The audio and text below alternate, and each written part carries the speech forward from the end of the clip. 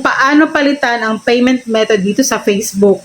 At isa pa sa pag-uusapan natin kung paano ko pinalitan ang payment method dito dahil kagaya nung sa Facebook o sa YouTube ko, ang gamit ko ay bank transfer. So ano mas maganda? Bank transfer ba or PayPal? So panoorin yung video nito kung gusto nyo or interesado ka sa video nito.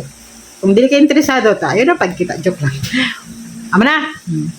Ganito po yung itsura nung hindi pa ako nagpapalit ng PayPal. Naka-bank transfer kasi nasanay ako sa YouTube na dapat naka-bank transfer. At ganito na nagpalit na ako ng PayPal, hindi ko na videohan dahil hindi ko naisip na i-vlog. Pero nakapag-desisyon ako kamado na i-vlog siya at nakapag-desisyon ako na ibalik ko siya sa bank transfer dahil mas may tiwala lang talaga ako sa bank transfer dahil alam niyo na sa YouTube ko naka-bank transfer lagi siya. At nagsaliksik ako na minsan pala ay nagkakaaberya dito kay PayPal. Yan, kamother.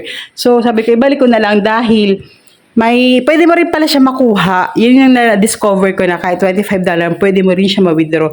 At ganyan kaliit ang aking kita nung nagsimula akong mag-vlog or ma-monetize dito kay Meta. So, ayan, nakalagay na on hold yung earnings mo. Kasi pala, kamother, kapag ikaw pala ay mag-update ng iyong payout method, automatic magkakaroon ka ng on hold. Hindi mo makukuha dahil, ayan nga, nag-update ka. Sinisigurado lang siguro nila na safe ang papadalhan nila.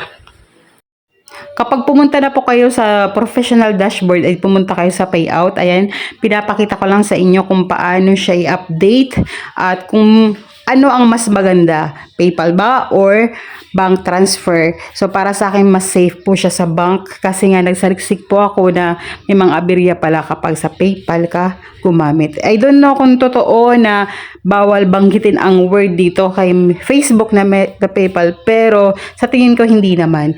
So ang video na ito ay para lang ipakita sa inyo or para malaman nyo na mas maganda para sa akin yung bank transfer. At yan yung mga pipil-upan nyo Mother Earth kapag decide ako na sa Metrobank uli kagaya ng YouTube ko. Kung may mga tanong po kayo ay mag-comment or mag-message na lang po kayo sa akin or gawan natin ng next video. So hanggang dito lang po muna ang ating video. Bami! Bye-bye!